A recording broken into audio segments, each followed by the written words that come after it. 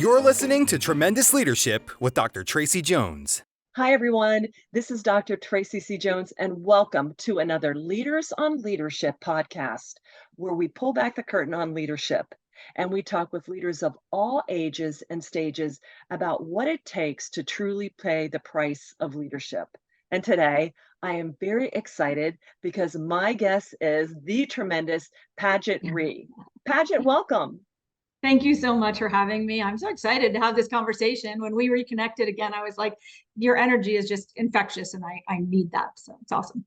Thank you, Paget. Well, right back at you. And I want to tell our listeners a little bit about you. Right now, Paget is currently the owner of 6 BeBalanced Centers, and she is passionate about inspiring women to live their best life at any age through understanding hormone balance and how it affects our physical and mental health. Amen, sister. You're preaching to the choir.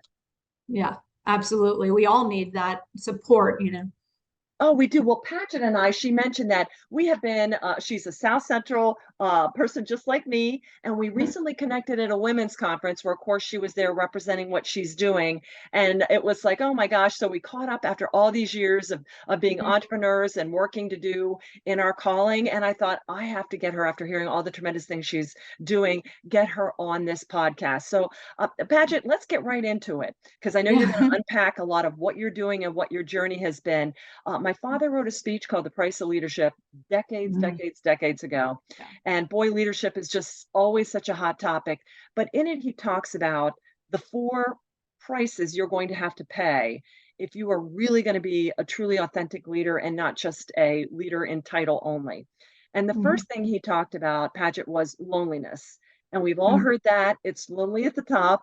So can you unpack for our listeners what loneliness has meant for you throughout your varied career, and maybe some advice you might give to our listeners if they're in a season of loneliness? Yeah, that is so interesting. He identified that so many years ago. And it's, I think everybody sometimes exalts like, oh, it must be so great to be in charge or be the leader, and you get all the recognition, but you also get a lot of other things. And you're right. You have to be so intentional about surrounding yourself with people that can support you when you need, but you also have to become very comfortable with being uncomfortable. And that's really important, because it is sometimes really lonely at the top, if you will. And I hate to use that, but I've been in leadership, as I've been looking back, and some things I'm dealing with currently in my current situation. I think, oh my gosh, I guess I have learned a few things, or maybe I have fortified my mind and spirit with some things that get me through these challenges. But when I was much younger, it was really hard. I founded a nonprofit in DC when I was much younger, in 1994, and I didn't expect that loneliness. I just was so excited. I was so passionate. I was just ready to attack the world. And it did hit me, because I was alone. Like, nobody had the vision that I had. Nobody really had caught the vision that I had caught. And even my husband didn't really know what to do with me, because he just was not at that same place. And I was really starting to explore my entrepreneurial leadership spirit that had just grown through college and different opportunities that came to me. In fact, when I was a child, my teachers used to say, well, I hope she'll be good at something. So it wasn't that I always had this energy or confidence. And it really came, and these opportunities presented themselves. And in fact, one of the things that became really apparent of loneliness, and I'll share this, was back in about 1992, I went to work for the DC Department of Recreation. I was given an opportunity to run all of the recreational day camps throughout the city. Now, I don't know if you would understand, this is a very dangerous neighborhood. I was young white female from Lancaster County, Pennsylvania. I was the only Caucasian person on staff, if I could. And I was put in a very difficult situation, being younger than most of the people who worked for me. And I learned so much about leadership and humility and building a team, but also standing by the principles that I stood for. And a lot of the people that worked under me were kind of shocked by my expectations of them, which had not been the case in previous years. And by the time we got through all of the time, we could celebrate together, because they felt like they had accomplished something, even though it wasn't how they had envisioned the leader of this organization being. They didn't envision a young white female coming in and trying to be in charge. But I thought that we all came out with a common goal. And at the end of this time period, we threw a huge community celebration throughout the city that recognized all of their hard work, which hadn't been done previously. And I just remember this sense of like changing from me and them to, hey, we're together. And for me, that was a life-changing moment where I felt like, you know what, we can do this. We can do hard things, and we can bring different people together and accomplish things together. So I felt really lonely in those times. I was in neighborhoods I didn't recognize. I was pulled over by the police multiple times for being in that neighborhood because they thought I was buying drugs there. And I had to keep telling them, this is my office, I work here. And that was probably the start of one of the loneliest periods of time. And there have been many others, but it is tough. And you have to know your passion, and you have to find people who know your why and can remind you of that why when it gets to that tough time. Well, I love that you said you had caught it, the vision, but not everybody, to include your spouse or your followers, caught it yet. And that's such an important point for our listeners out there. It takes time. You may be lonely right now, and everybody has to go through a season of loneliness. But if it lasts too long, then there might be some kind of a culture disconnect. But understand, like you did, I think you knew it just takes time for them to realize she is one of us. I can process where she's coming from, because they don't know us. We don't know them. And so it is lonely. It's like making friends. Oh, I don't have any friends. Oh, now I have friends, because you got to know each other. So I love that you said that. Did you kind of, in the back of your mind, although you were young, did you kind of think that eventually it would get to that? Because that's pretty evolved thinking as a young leader. Yeah, I did. And as you're kind of helping me unpack some of this. So I think all of that idea that this could work happened in my household, but my parents had adopted 8 children. We had over 50 some foster kids in and out of my house. So I always saw myself as not a leader of them, but I was wanting to expose them to new ideas that would give them the hope that they could do things differently in their lives, maybe than what they had experienced. So then my parents adopted 8 Vietnamese brothers and sisters. And so my family was always very mixed in cultures and in just circumstances. We didn't have a lot of money. It was like but the things that I took from that always helped me think that bringing people together is going to look strange at the beginning, but going to be wonderful in the end.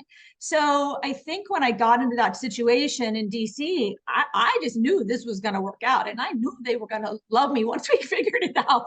I mean, maybe that was kind of naive, because not everybody loved me, but they respected. It used to be like on rainy days, everybody would go home. On rainy days, we're all going to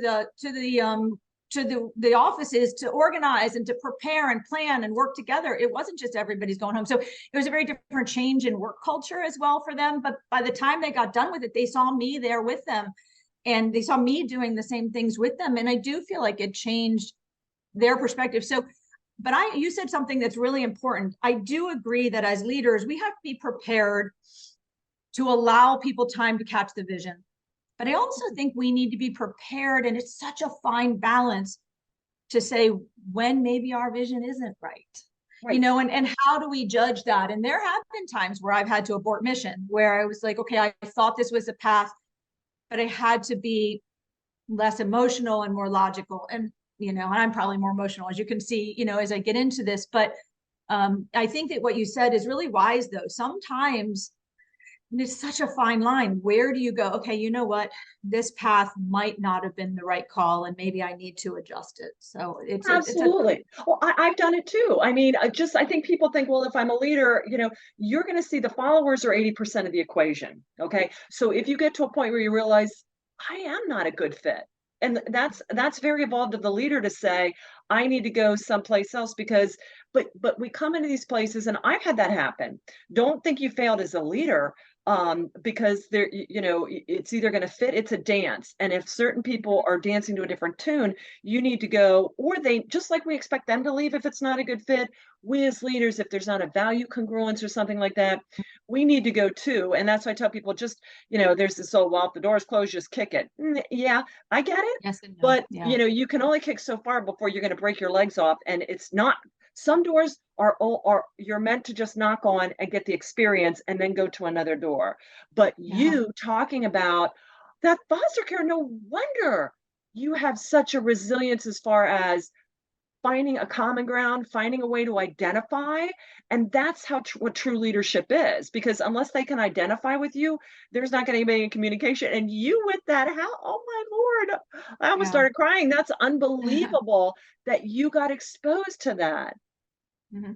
And I adopted my middle daughter from foster care, which is a whole nother, that's a story for later. But something you were talking about, like not kicking a door down, I tell you what, I had one of my best and worst experiences in DC after I left working for the Department of Recreation. I stepped down from that position, and DC cut down 80% of its recreation budgets way back in the early 2000s, which created a major loss in the communities that we worked in, which were incredibly challenged communities.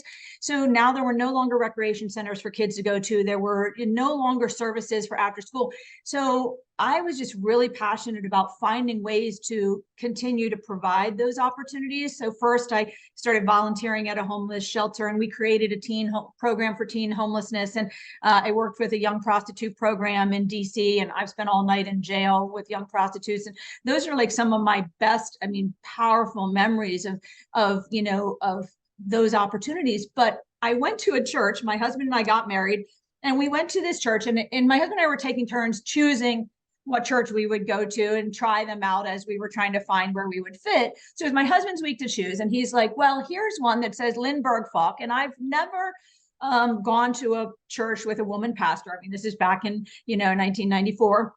And so I'm like, okay, we'll try it. So we went to the church, and it was a small Southern American Baptist aligned church in the middle of Washington, D.C., put right exactly between the White House and the Capitol on 8th Street.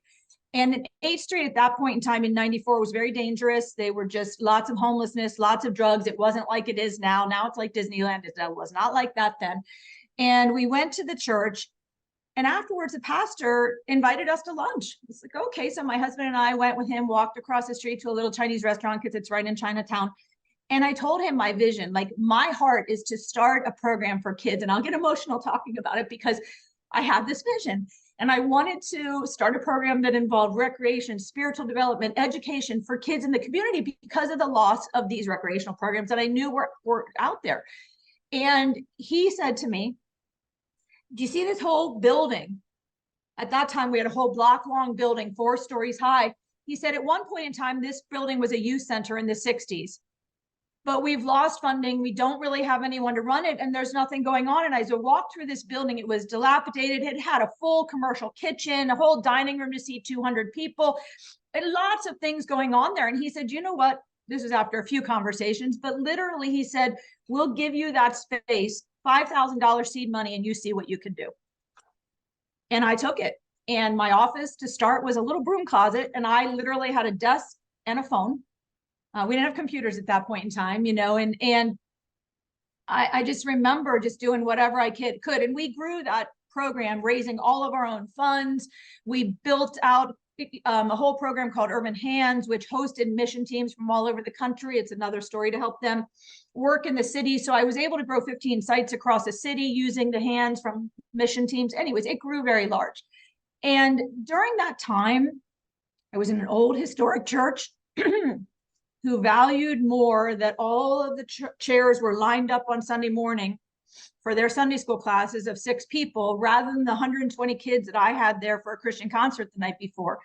And it became really difficult to continue to exact my vision there. In fact, at that point in time, across the street had built a very large building that housed a very conservative political group. I'll not name it at this point in time.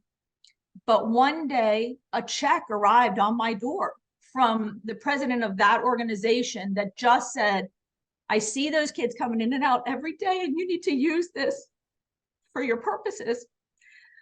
And the church made me turn it around and give it back because they didn't approve of him. Oh. And so those kinds of things just hurt my heart, because these kids, I opened the doors and we had 120 kids within 6 days. And I was just like, I mean, Georgetown Law was sending volunteers. We were just doing everything we could because I had to raise all the money to do everything. And as it turned out, in the end, we had about a $500,000 budget. And what I learned from that experience is that where passion is, money will follow. So I'm never worried about getting the money that I need if you're bringing the passion to the project. But when you talked about knowing when to leave, that was probably one of the hardest decisions I ever made, because we were successful. I was living in my like purpose. I mean, we had won tons of awards in DC and recognized in Washington Post for all of that we were doing, but I couldn't keep fighting that battle. Yes. Oh. Yeah, and good things happened, because when I stepped down, I found out I was pregnant with my second child, and I realized that having a 2-year-old in the backseat of a car with gunshots outside of the car was probably not where I needed to be. And so the pastor who gave me that opportunity actually stepped down from the pastorate, started a separate nonprofit, and took it all over to a different place. So it's all good now. That is a separate nonprofit in DC, but that was so hard to walk away from something that I loved. Well, I know that's going to resonate with a lot of people. I have a dear friend that yesterday called me and is stepping away from something that they did not want to, but through things that orchestrate, and just that, there are times, Paget, when we do, like you said, if there's so much of a fight, we have to look at it. And I can't control the final outcome because you didn't own the property, but all I can control is the processes, the vision, what I am stewarding, and everything else is in God's hand. And he already knew that church was going to do that to you at that date. And he already had it planned for what's next. So we just have to remember that as leaders, but it is gut wrenching. But understand it's going to happen once, twice. It's going to happen throughout your life. I think the more it happens, you realize, okay, not what I was hoping for. But I know this is going to come back to me in a different form and in a more powerful way. And as a leader, you just get more comfortable with that. But I can't imagine at that young age having that. But it's good to see, too, the nasty politics of infighting amongst, we're all supposed to be in this together. And when people call me just brokenhearted, I'm like, when did you ever think that people weren't self-oriented and selfish and mean? It's part of our nature. So it's also good as a young leader to know that. So you can be very balanced about, the reality of humanity and what's out there, and be prepared as a leader to have your heart broken. But that's okay, because God heals our heart, and the vision takes us forward. Yeah. And like you said, I think what I had to learn also from that situation and from so many others is that I'm only responsible to show up and be responsible for what I'm called to do. Absolutely. And the results are in God's hands. I can't sit there and ask, well, why did this church leader? People say, well, why did my husband do this? Or why did my boss? No. That's between them and God. All you can do is the best that you can do and keep moving forward. But that's real. Oh my gosh. Thank you for unpacking that. And again, you felt like you were in your home, and then the season of loneliness comes again. So you just don't know. And that's what my friend yesterday that called me and said, hey, he got let go. And now he's like, and now I'm in a season of loneliness again, where I have to go out and find, and I'm like, but for the leaders out there, it happens. And this is Paget and me telling you, keep the faith, because something unbelievable. The faith too. And I think this is relevant, Tracy, but yes, I walked away from that, stayed in touch with a lot of kids, if you will. They were, teenagers going in, and I still have relationships with a lot of the people that I worked with who were younger people at that point in time. I always have taught my mission teams that I've trained, and I teach a poverty simulation course, helping people understand cycles of poverty, urban issues, and just really being aware that we're just not that different, that we're all, very similar in our experiences. And so if I could just share, sometimes you'll get to know what you did and what you meant, and what that time you went through was worth later. Mm. It was a few years ago, and part of my job at this place, I feel like as a leader, my job is to be kind of like one of the defensive linebackers, where I'm giving people behind me the opportunity to live their passion as well. I feel like I do that with my staff and BeBalanced, but I did that with several people in DC, where there were young people who were coming a little younger than I was and saying, I have this passion and this is what I want to do. And I want to start this program, or I want to do this, or I want to do that. One of those was a young gentleman from Howard University. And he was supposed to become a lawyer. His mother, I think, is a judge, and his father's an attorney. And that was his purpose, was to become a lawyer. And he came to work in a volunteer capacity from us, but had a real passion for the arts and for kids in the community. And so he ended up wanting to start the first Christian go-go band club in DC. And I don't know if you know what go-go is, but go-go is like a thing that's DC related, which would be crazy if you know DC, because it is dangerous and you don't want to ignite things, but you also want to give people the opportunity to see how to enjoy that kind of music that they enjoy, maybe in a more safe, wholesome environment. So I acted like a linebacker and pushed away. I went to a lot of other African-American churches and said, do you want to partner with us on this? And they're like, we don't want anything to do with it, whatever. So we started this, crazy as it might be. There was a young Christian go-go band that wanted to play. You know, we had a lot of Howard University students came, and they led like line dances and things. So everything was, you know, really clean and fun. But, you know, every night after 120 kids would leave on a Saturday night, I would just like breathe the sigh of relief that we had, you know, no issues, no problems. But it was challenging. And I could have walked away from that whole thing and said, I don't want to have anything to do with that. It's too risky. And, you know, and maybe that would have been the wiser thing to do, but I didn't. And we had it. It was successful. And as it turned out, all the African-American churches started sending people. I mean, we were growing and people were loving what we were doing. And we did it like once a month. So ended all of that. This gentleman turned out to marry one of the other girls that worked for us. And he became a pastor. And so a few years ago, he received his own church in Woodbridge, Virginia. And I showed up to just celebrate with him his opening Sunday. And, you know, and he wasn't expecting me. I saw his wife in the lobby, and she took me into where they were praying in a circle in the sanctuary. And I walked in, and he embraced me, and he just said to me, like, she's the reason that I'm here. And oh my gosh, it was just so honoring. But what was bigger was he reached across to a very large African-American gentleman across the circle and said, and she's the reason you're here. And that gentleman came over to me and gave me the biggest bear hug. And I still don't know who he is. And I'm in shock. And he says to me, I was that young drummer in that go-go band that no one else would let play but you. You gave me that opportunity. And I'm being ordained as a pastor today in this church. You know, that was just like so amazing that God would orchestrate. I know this isn't supposed to be a spiritual conversation. I'm sorry if I'm not meaning to make it all that. I'm sorry, but for me, that was like so affirming to just again heal that wound of needing to walk away from something I felt so powerful about, and to know that those seeds continued. And so I just would encourage anyone who is feeling in that place where, why did I have to leave this, and what is next, and will what I did matter? That I've had multiple opportunities. I had a child reach out literally 2 weeks ago who's now got a crisis in his life where his wife died unexpectedly. And this was a 17-year-old, like, who I felt was probably one of my first children, even before I had children. So, you know, those seeds were sown. Trust, you know, that what you did was the right thing, and you're not responsible for the end game. So. No, you're not. Yeah. Two people. And, you know, you said not supposed to be spiritual. In case you haven't listened to these podcasts, Charles, my dad always told me, Tracy, 90% of growth is spiritual growth. Mm-hmm. If you don't lock in your foundation, your spiritual foundation, forget it.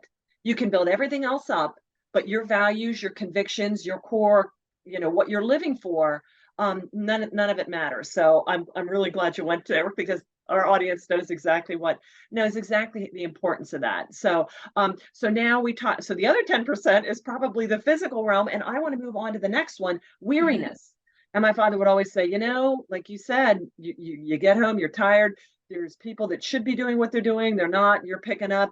And as somebody who dealt with a chronic hormone imbalance, where my adrenal gland was shot for about 3 years, and I thought I was depressed. And I know that we still are our bodies are going back to dust. Yes, our spirits are eternal, but we still have to maintain this mortal coil. So, can you talk to us about weariness, especially with the work you're doing right now?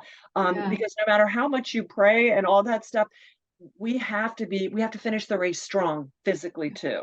So, Yes, unpack that absolutely. for us, Paget. Absolutely. And I mean, and not to change from the spiritual, but God has given us this body that works so well together. And he never intended for us to run like we do. I mean, the Sabbath is not implemented where we're giving our bodies permission and our minds permission to rest. So when I stepped away from the organization that I worked for in DC, moved back to central Pennsylvania, and my husband and I adopted our middle daughter from foster care, and something I knew we were very passionate about. We had two children, two biological children, and adopted the middle one. And I really thought, I've worked with kids with guns and knives and fights, and I got this. I got this, right? And boy, she took me down. And she was 7 at the time, and I just didn't understand all of her special needs as we got into it and grew. And she really took me to a place where physically, mentally, spiritually, the whole thing, I didn't even recognize myself anymore. Mm. And I was about 11 years ago. I just was like, I don't know who this person is. I was not sleeping. I was depressed. I was overweight. I was, all the things. And I go to my doctor and say, what's wrong? And my doctor, oh, that's just part of getting older. You just need to relax, whatever. Just, which maybe part of that was true, the relaxing part, but not explaining it to me in the way that really resonated. I was like, how am I going to relax? I have 3 kids, 2 jobs. Like, I can't relax. And I was getting up at 4 a.m. at the gym to try to do this, to try to do all the things. I was trying to do all the things. And I just felt terrible myself. I felt like a failure in this realm of my world. I'm like, what is wrong with me? And so I finally learned about this place called BeBalanced in Lancaster, Pennsylvania. And somebody told me about it. I didn't even make an appointment. I just showed up. I was like, I don't know what it is. I don't care what it is. I just need help. And, when I was in DC, I always said what we did in DC was offer hope. And hope came in so many different packages: education, recreation, spiritual development, community resources, all the things. And now at BeBalanced, I realize what we do at BeBalanced is offer hope. And there's so many women that come in a very vulnerable state, like I was, that don't understand that the most kind and loving thing they can do for everyone in their world, their family, their kids, who works for them or with them, is to take care of them. And so many of us view that as selfish, or, oh, I shouldn't do that, or that I have a badge of honor because I've just given everything that I have to everyone else. And I mean, I love that, but you're going to run out. You are a vessel that is never, it's not never ending. It's not infinite. And so what I want to tell women is, BeBalanced changed my life. I lost 60 pounds in 3 months. And that was not magic. That is by getting my body up and functioning.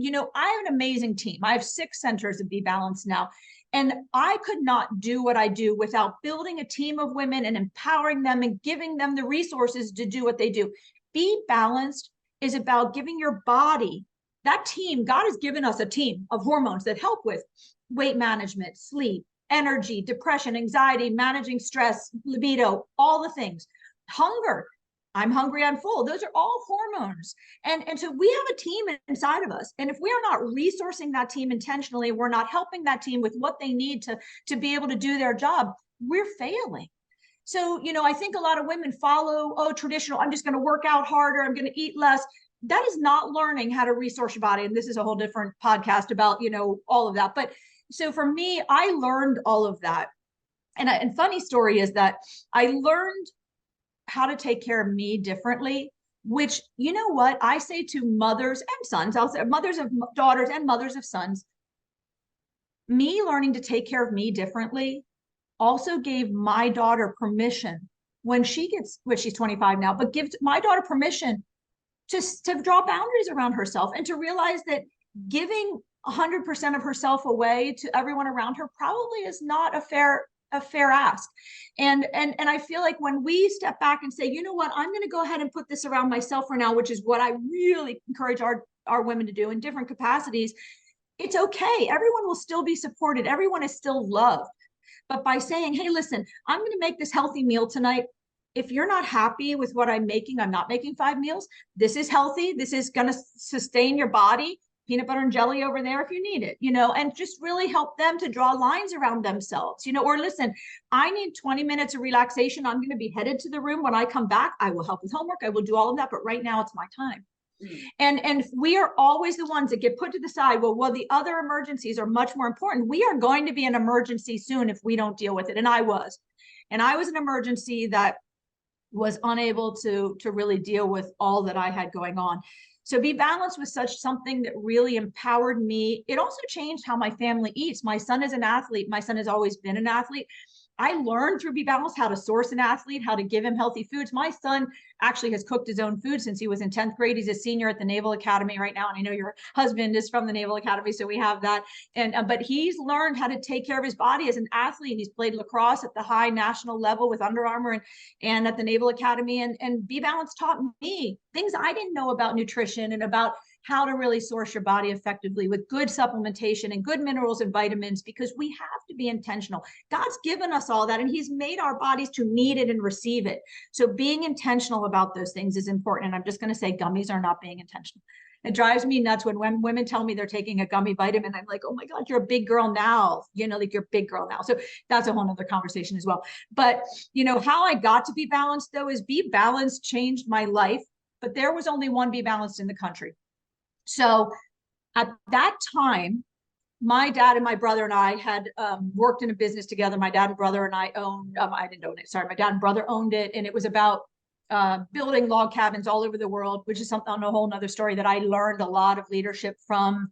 I had to work in an all man's world. I was the only woman that designed and learned from going from working at a nonprofit in DC to learning how to manage building codes and snow loads and wind loads and R values. All of that was a whole change for me. But I was working in that business with my family when I came back to central Pennsylvania. And at that time was 2010, where the housing bubble crumbled. We lost the business.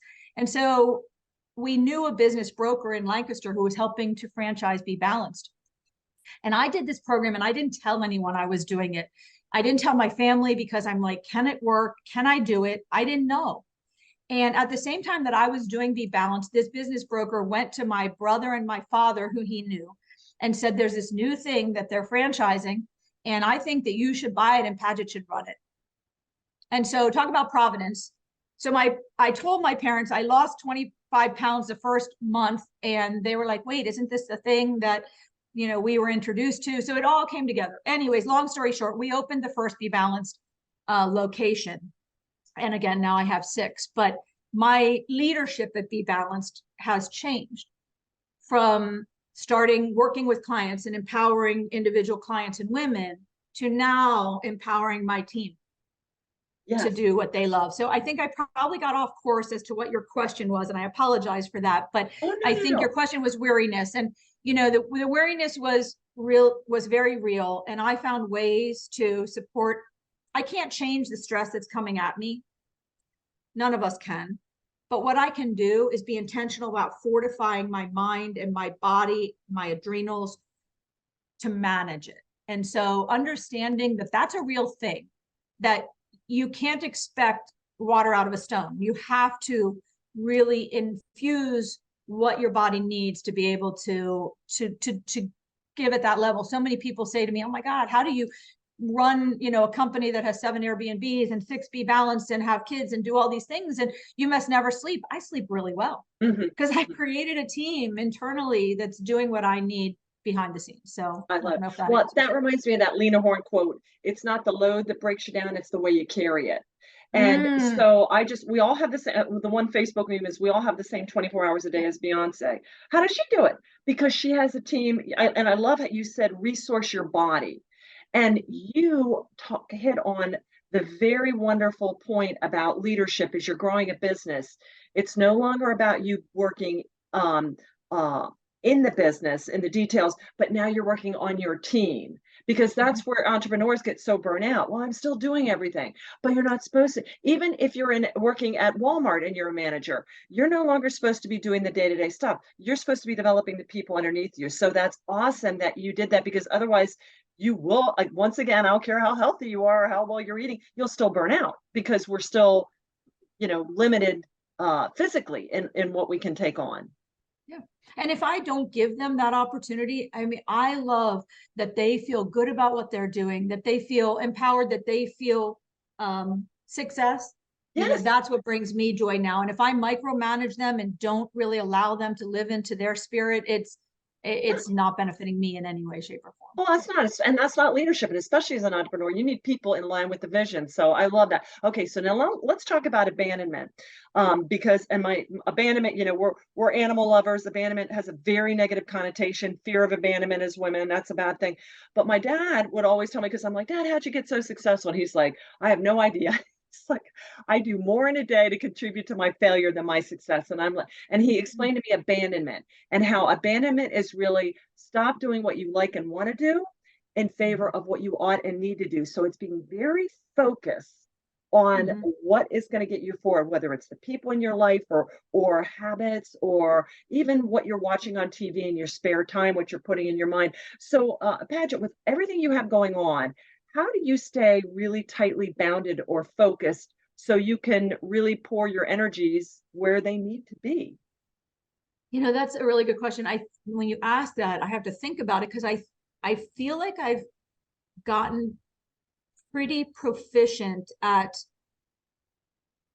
just naturally being able to sift through priorities and what matters. And in fact, it was so funny because I actually just had this conversation with a staff person last week who is younger and was really, kind of asking,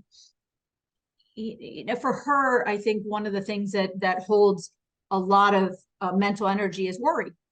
What about this? What about that? What are we going to do with this? And I think in my mind, the way I deal with it is always have I always have a plan B, C, and D in whatever could potentially happen. But I really kind of said to her, I think I have learned, for example, with worry, not to allow that to hold any energy in me and abandoning worry, because if I know that I can deal with the worst case scenario in any particular situation that I'm thinking about, then I take it off the table and not give any mental energy to it, because I'm like, if that happens, anything from here to the worst case scenario, I got it.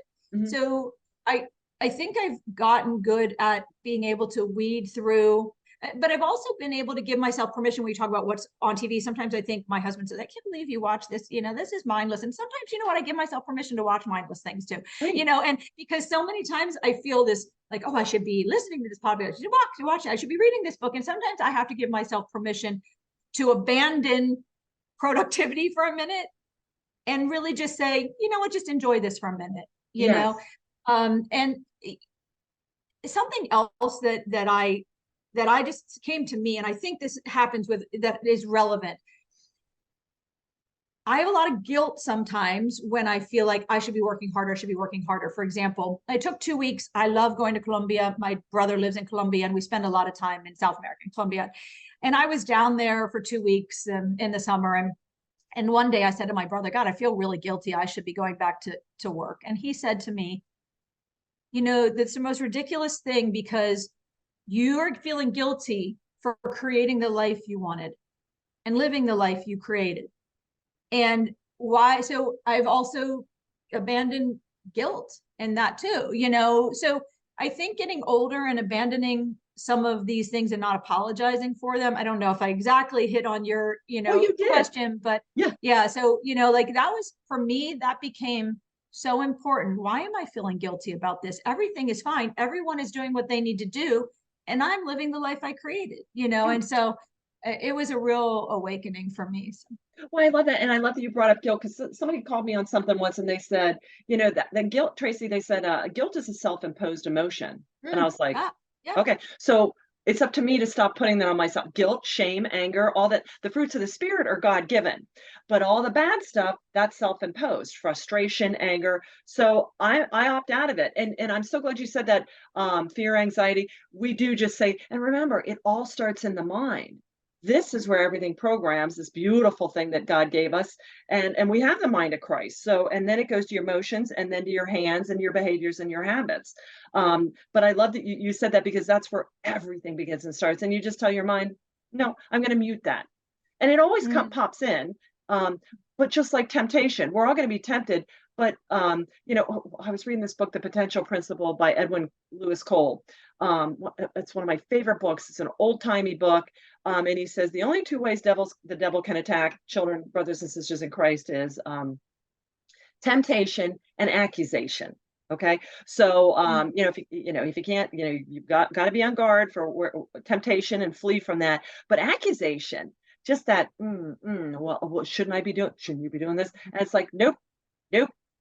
And I'm gonna mute that. And I really, that's that negative self-talk, that stinking thinking. And boy, we really do it to ourselves way more than the world. Everybody's like, oh, the world's so awful. And I'm like, yeah, you know what's more awful? Our own selves exactly. to our own selves. And when we talk about women that I'm working with now, and when we talk about hormone balance, we're doing life coaching, health coaching through this process. And I really felt one day I was so frustrated after meeting with multiple women, and I did a video and I put it out there, and I felt like so many of us say the things to ourselves that we would not say to a stranger on the street. Right. And telling ourselves, oh, I never succeed at that, I can never do that, or oh, I'm not good enough at that, or I just can't take it. And I need women to start shifting that. Maybe I can't do it now, but I haven't learned it yet. We're still always in process, but I was so sad one day, just feeling like so many of us just talk to ourselves like we wouldn't talk to our worst enemy. Right. And it's sad. Yeah. Or we deny the blessing. Somebody will come from a doctor and they'll be like, hey, the test came back good. And then they'll say to me, yeah, but I still might have this. And I'm like, you just killed the blessing. Stop. You just got good words. And when the subconscious, this is the most powerful, conscious is, what do they say? Maybe 5%, subconscious is 9. Don't Mhm. speak that stuff.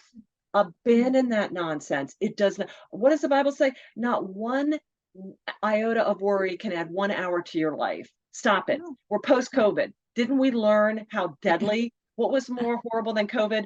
That negative, depressive fear and anxiety, which Mhm. kills more than anything else in the world. So just, sorry. Yeah, there we go. Yeah, I mean, that's the biggest thing we absolutely need to abandon. So yeah, no, thank you. Thank you for that, Paget. Okay, loneliness, weariness, abandonment. And then, boy, you really have unpacked this already well. Oh But no. vision. And I know vision is so important to you, and you are so good at it. Oh And wow. just Thank share you. with us how do you craft, how do you hone your vision? I mean, because I think a lot of people listening are like, well, I'm passionate about stuff, but passion is different than vision. So can you explain Mm. what vision means to you? Well, and I thank you, because I would be, sometimes I would say I'm not very good at that, but so I hope you You take it are. anyway. You know, I don't know that this is a conventional answer. I'm just, one thing I think I'm really good at is not being intimidated by people that are better than me, and just surrounding myself with an amazing team of women who have a similar passion, which helps us create a great vision. And, I think that I see too many women feel threatened by their staff. Well, what if if she's, I need to keep her down here. Oh God, no, I'll tell my clients, like, you're lucky if you get to work with them. They're so much better than I am. And so I think my vision comes from inspiration from my team with their ideas, and all of it comes together like a puzzle to create the vision. I don't think that I'm the only one. I don't have the only vision. I'm surrounding myself with amazing women who have passion and words and ideas and resources. Yeah. And that's kind of how the vision grows. Yeah. And so I think maybe I'm not that good at vision, but I'm really good at surrounding myself with great people and resourcing them to a shared purpose. So Well, you hit the nail. Leadership, a vision is shared. If it's not shared, it's just your individual dream. That you always, leadership is all about everybody looking through that same lens. And so you really said, because I think sometimes it's like, well, leader, you pick the vision and then everybody else gets to see it. And your approach is the real approach. No, you put that beacon out and vibe with your tribe of who coalesces around that. Because I can't put the vision in anybody. You already have your own vision. your own Yeah. passion, your own intrinsic gifting from what your own skill set, how you grew up, like you, with the things that happened to you when you were younger. But if you just radiate that beacon, enough of the right people. So that was a Yeah. really discerning unpacking of vision. Paget, thank you. Thank you. Well, All it's right, been so we fun. did, I mean, wow. I mean, okay, so we did loneliness, we did weariness, abandonment, and vision. Anything else that we haven't hit on that you would like to share with our tremendous leaders out there that are living the life and fighting the battles and enjoying the triumphs and the heartaches too? Yeah, I was trying to look back. I made a few notes that I wanted to make sure. I think one thing that I've recognized recently is I am such a believer in servant leadership. When I was in DC, I would be down, cooking meals and cleaning things and doing whatever my staff was doing so that they could see that I'm not asking them to do anything I'm not willing to do. And I completely feel that way. Now that I've grown a little bit in a different capacity, I don't always have that ability to kind of, I am in the trenches. Actually, this week I'm taking appointments, and there are certain times where I am taking client appointments if we're short staffed. And that's always good for me to stay in the know, to understand what the staff's going through, so that when I give feedback, they know that it's from a place of like, I've been there, done that, and that's really helpful. The other day I was in one of the centers, and I gave 2 client appointments and came out with success on both of them. And I was like, see, what's so hard? They just laughed at me, just kind of joking with them. But so I think that it's important, though, that I've had to move from servant leadership and being in the trenches with everyone to now empowering those to do it. And so there's a book, I think it's CEOs Are Stupid, where, we as CEOs have to learn how to know enough to be dangerous, but not take on every minute detail of what our staff is doing. So I have great staff who know how to do what they need to do. If I needed to do it, I would figure it out. I'd probably be slower than them because I'm not doing it every day. And it was so funny, to one of my staff last week, we were having a leadership conference, and she said to me, is that why you always ask me to do that? And I ask you to do it because, number one, you could probably do it faster than I am. I'm traveling between centers and you're in front of a computer. But also, I don't have to know how to do everything because you all know how to do everything. And so I think too many leaders that I see, like, they use up, I feel like, too much mental capacity, knowing the details of everything. I know who to call when I need certain things. And I have watched and learned which of my staff are really good at certain things and thrive in them. And then I ask them to do those things. So, I'm trying to be intentional in my team, and I share my team between Dallas and Pennsylvania, and sometimes Pennsylvania teams doing things for Dallas, and we just kind of work as one, organization. But I know somebody really loves making graphics and designs where someone else can do it, but is drained by it. So that's where I'm going. So I think I feel like my leadership has evolved, and I'm old enough now to say that because I feel like I'm just recognizing how old I am. And, as my staff is getting younger and younger, but that I don't have to be in the trenches every day anymore. Right. I just have to know that I've got great people around me who know how to pull it off when needed. And I think they feel good about that. And I praise them, and I catch them doing great things all the time. Even when I'm in Dallas, people say, how do you manage a Dallas team from Pennsylvania? Because when I see that they've done something good, because I'm always like, they always say, well, you're always watching. We always, I don't know how you always see, but I always catch them doing great things and tell them right away that I saw it. And I think that's how I make them feel like I'm not forever away, because I care about what's happening to them, whether I'm on site or not. So my job is to make their job easier. And we kind of have this saying amongst our teams that we have a team that has to be willing to tell me something I don't want to know. They have to be willing to tell me something I don't want to know, and they have to be willing to receive something they don't want to know. So a lot of times after we finish meetings or conversations, we'll, tell me something I don't want to know. And if I as a leader have to be willing and able to hear that, and they as my team have to be willing to receive it. So that is powerful stuff. Yeah, people that are really going to call you on. Yeah. What was Brene Brown says that unclear is unkind, clear is kind, and I think we kind of dance around stuff. So that's Oh, I love that, Paget. And I love that you talked about the evolution from servant leadership as you get older, because you do realize, yes, it's about being in the trenches, but then it's not. We are beyond that. Not that we're better than that, but we are beyond that. There's other people now that have to be at that level of servant leadership, and we have to be up at this. And that's part of the evolution of leader and bringing your team up, because they should be able to step into your shoes so you can go up to this, and now transformative or transformational leadership, which is the next level up from it. Yeah. Mhm. Excellent. Absolutely. Well, Paget, what is the best way for our listeners to get a hold Okay. of you? Because I know So they're going to want to get in touch with you. Oh God, I would love that. So BeBalancedCenters.com is our website. I have multiple locations, Harrisburg, Camp Hill, York, and if you're in Dallas, Frisco and McKinney are good places to go as well. I think my information will be there. It's just paget.rhee at BeBalancedCenters.com. But I'd love to hear from anyone. I always love to hear what people are doing, successes, challenges, and celebrate with them. I love that. And speaking of vision, are there going to be more than six Be Balanced? What's on So 2024 and 2025?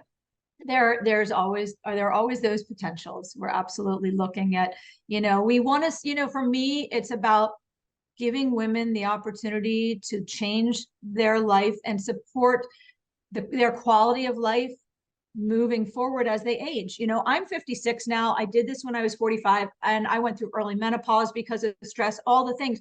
There's so many women who don't even know that these things are possible to be addressed naturally and just strategy wise.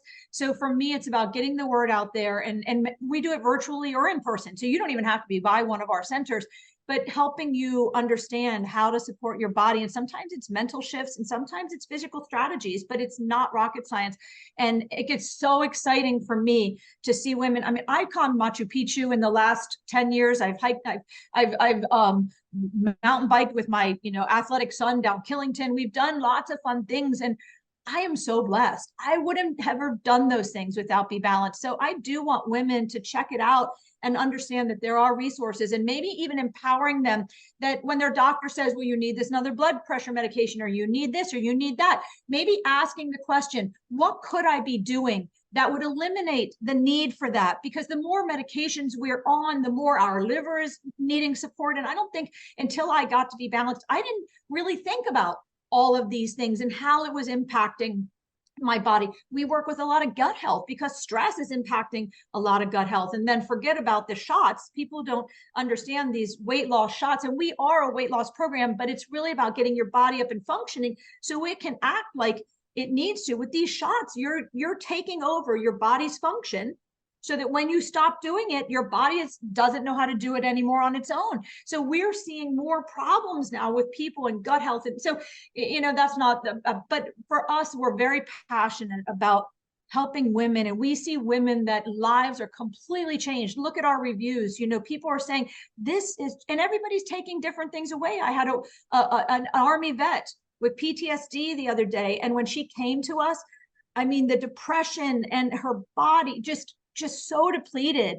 And she just got back from a trip to Hawaii, came in the other day and just glowing. And she says, I attribute this to changing my life.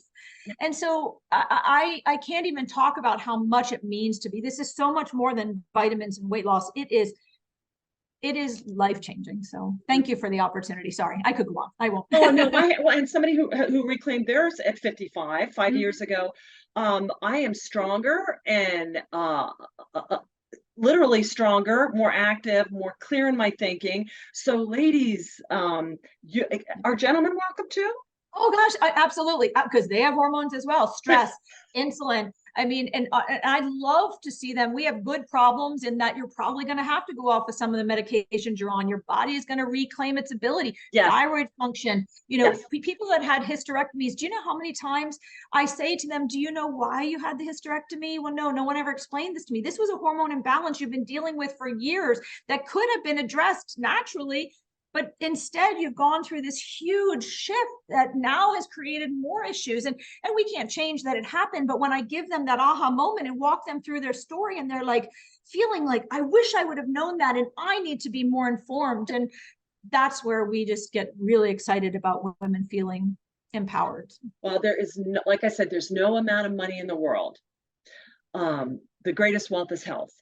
And your Mhm. spiritual health too, but your physical health and the body is an amazing. I am very pro medicine once you do the hard work to get your body in check. Mhm. Then if Then it's do what something you else you gotta do. need, but like for me, with that 3 years of depression I went through and just Mhm. horrible sadness and gained 50 pounds, and I thought, and they're like, yeah, well, you're just getting older. This, and I'm like, no, no, no. I see women in their 70s that look hot and are on fire, and don't tell me this is just part of life. And then I was like, nope, nope, nope, nope. And Well, yeah, and amazing funny when I story took is care. Yeah. a lot of our clients are doctors and nurses. So Good because for of them this. because they need to be representing most of all. You know, the physician should be the one really identifying, God made our bodies just to be the most unbelievable things. If there's something beyond that, something genetic or that triggers, yes. Absolutely. I'm not against Western medicine. That is not what No, I'm no, saying. no, But no, no, there no. are a lot of ways that we could strategically and naturally support some of those Yes. functions. And as needed, those things have to be done too. And Yeah. we were resourced with those options as well. But yeah, I'm very interested in helping women, at least the low hanging fruit. I love it. I love it. All right. Well, thank you again, Paget. I just what an absolutely beautiful, heartfelt, and really just top shelf discussion on leadership. I learned Yeah. so much from you. You're such an Well, inspiration and such a wealth of information. And I'm just truly blessed to be able to know you. And thank you for sharing with our listeners. thank you for having me. You're welcome. And to our listeners out there, where would we be without our listeners? We would just be talking and nobody would be listening. So, to our tremendous tribe out there, thank you so much. If you like what you heard, please hit the subscribe button.